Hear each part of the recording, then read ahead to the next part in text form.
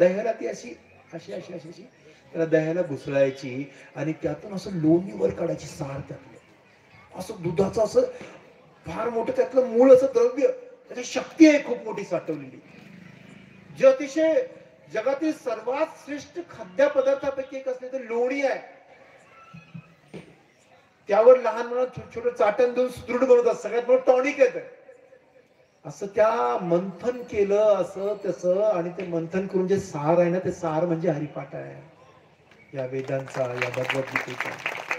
त्या 4 ओळी जरी आपण वाचताय ना मंडळी हो, मन लावून जर ऐकलं ना, अर्थ समजून बरं का, उगाच बडबड करायची म्हणून नाही, ते फार मोठं पुण्याचं काम आहे.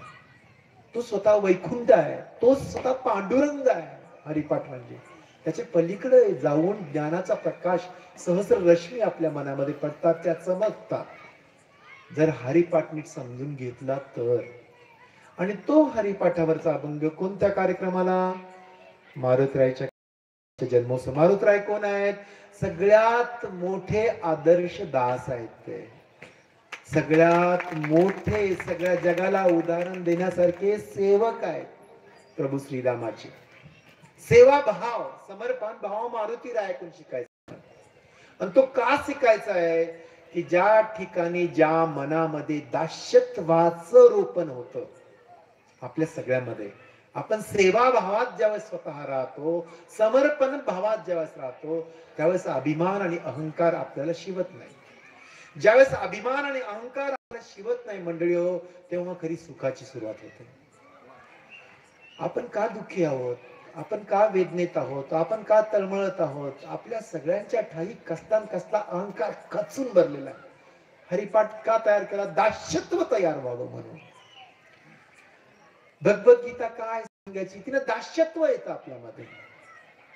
आपण कोणाचा तरी मालकी हक्क मान्य करतो, मग तो मालकी हक्क निसर्गाने, परमेश्वराने, पांडुरंगाने बनवल्या सृष्टीत बनवल्या सगळ्यांचा असतो. मुंगीचा सुद्धा मालकी हक्क आपल्यावर आहे, कारण की या सृष्टीमध्ये मुंगीला सुद्धा निर्माण वैकुंठाने, पांडुरंगाने केलंय, आणि पांडुरंगाने ज्या ज्या गोष्टी या सृष्टीसाठी निर्माण केल्याय त्या सगळ्याचे दास आपण आहोत.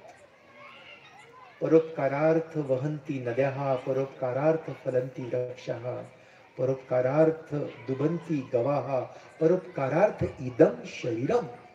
आपण सगळेजण जन्म घेताना फक्त केवळ देण्यासाठी, ज्याच्या देण्यासाठी हात पुढे राहील, दातृत्वाचा हात पुढे राहील, तो सुखी आहे. तो दूध मागत राहील, मला द्या, मला मला आम्हाला, मी का नाही, मी का नाही, तो दुःखी राहील. मग हे सगळे जन्मोत्सव साजरे करायचे, हे सगळे सभामंडप मोठे टाकायचे. आमच्या तरुण मंडळींनी हा जीर्ण अवस्थेतला सप्ताह पुन्हा जागृत केला, पुन्हा उभा केला. का?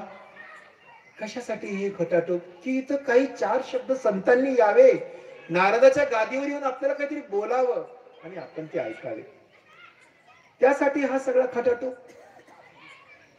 मग हे शब्द ऐकल्याने काय होतं? दास्यत्व. ते मंडळी, दास्यत्व आपल्याकडे जर आलं नाही तर या ठिकाणी येऊन बसण्याचा अर्थ खोटा, झिरो झाला. या ठिकाणी येऊन दास्यत्व कोणाचं? माझ्या आई बाबांचं दास्यत्व. माझ्या पुत्राच्या प्रती माझं जे कर्तव्य आहे ते सुद्धा दास्यत्व आहे. कर्तव्य निष्ठित दास्यत्व. आपण या इह लोकांमध्ये आलो, जन्मापासून मरणापर्यंत आपण कर्म करायला आलोय, त्या कर्माचं दास्यत्व. हे ज्यावेळेस आपल्यामध्ये येईल ना, ते येत नाही. का येत नाही? का आपल्याला ज्ञानच कळत नाही. आपण गुह्य ज्ञानापासून, खऱ्या ज्ञानापासून दूर आहोत. म्हणून ही सगळी मांदियाळी संतांची त्यासाठी एक आपल्या मनात ज्ञानाचा प्रकाश पडावा आणि आपण सुखी व्हावा. अंतिम उद्देश काय? परमेश्वराचा, पांडुरंगाचा. हे सगळा खटाटोप केला त्यांनी. ज्ञानेश्वर माऊलींना जन्म घातला, तुकाराम माऊलींना जन्म घातला, एकनाथ महाराजांना जन्म घातला. ही संत, आपले बाबा सुद्धा मुंडे महाराज, का इथं तुम्हाला वाटायला आलेले का?